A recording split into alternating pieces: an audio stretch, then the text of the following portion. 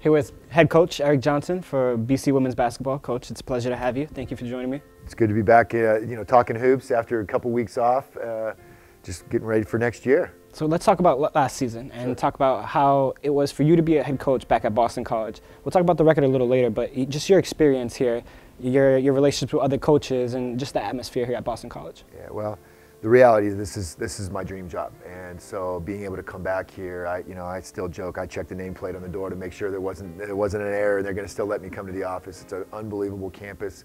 I drive here every day, and I do have to pinch myself how lucky I am. And from a program standpoint, there's so much pride and just it's been really neat to reconnect with the alums, with the fans, the season ticket holders. And the one thing that I'm most proud of is that when you walk around our campus, when you walk around Boston, or even the ACC, people are excited about BC women's basketball again. And just it's such a credit to our kids. They've welcomed us with open arms.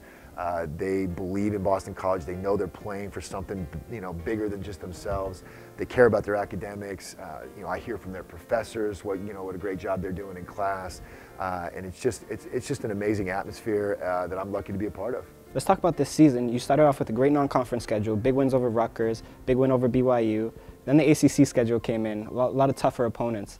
Can you just talk about that transition? It's interesting. If we talk at the beginning of the year, and our staff just had a dinner the other night with our support staff and some of our administrators, and we were sort of trying to put the season in perspective like that. And we looked back at some of our workouts last spring when we first got the job, this fall when the freshmen were just getting here, and just to be able to look at how far this group of players has come in terms of their confidence. And to hear our players even in the locker room, Kristen Doherty, Carrie Shields, Katie Zenovich, saying, guys, can you believe how far we've come? Just to see that confidence in their eyes, and to know that all the hard work that they put in is working.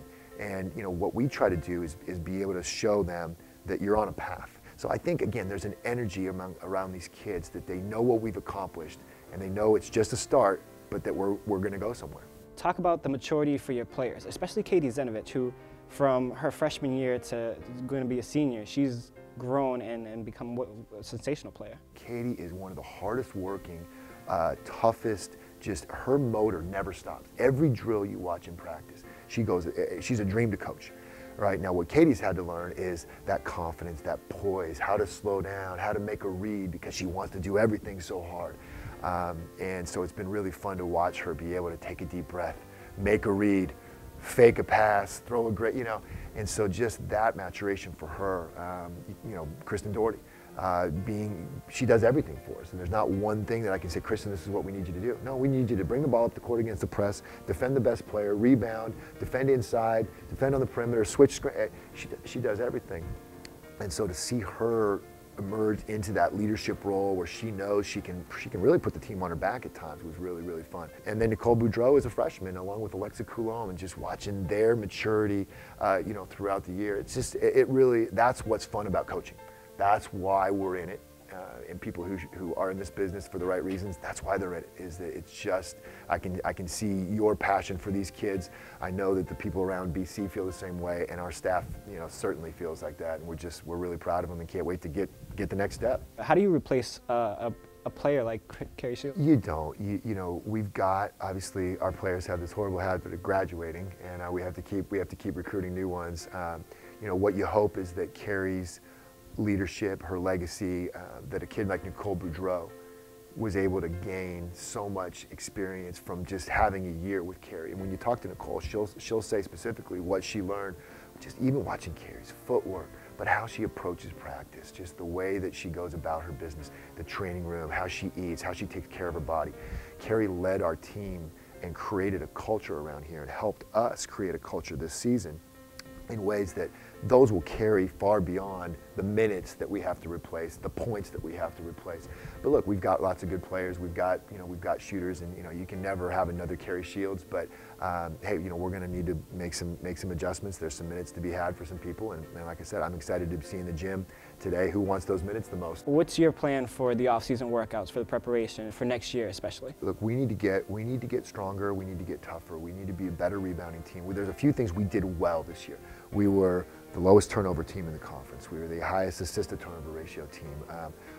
we had the highest percentage of our baskets that were assisted, so we moved the ball very, very well. We did some things very, very well. There were some things that hurt us. We weren't nearly as good enough offensive rebounding team. Our defensive rebounding was okay, but I think for us, it needs to be even better. We need to be able to score inside. We need to be able to have a higher percentage of points at the basket. We relied on a perimeter game a lot, out of necessity. We had some great shooters. We need to have a more balanced attack so that we can go inside, outside more. And defensively, I think just our fundamentals. You saw us get better and tougher down the stretch, but we haven't even scratched the surface of where we need to be defensively. We gave up way too high a percentage of our opponent's shooting percentage. So those are some areas that we know we've got to improve if we want to be mentioned in the same in the same breath with the Notre Dames of the Final Four and all that. And so, but look, that's where we're going. And so it's a process. And so, like I said, I'm proud of how far we've come, but I think they also realize that there's still a lot of work to be done. What's your message to the fans and to the support staff here at BC to kind of sell your program? Yeah, look, I mean, we have everything we need here. Boston College is one of the best academic institutions in the nation. It's got a beautiful campus, and we play in the best conference in the country. Beautiful facilities. I mean, there's nothing that we're lacking. We've got the support, the fans, the atmosphere, our administration. We have everything that we need to be good. And so what's fun to see is the excitement coming back, and with recruits, when you talk to coaches, when you talk to the season ticket holders, you talk to the alums, for just to see the pride and how proud of our players they are. It's just been really fun to see the culture of BC women's basketball be where I know it can be.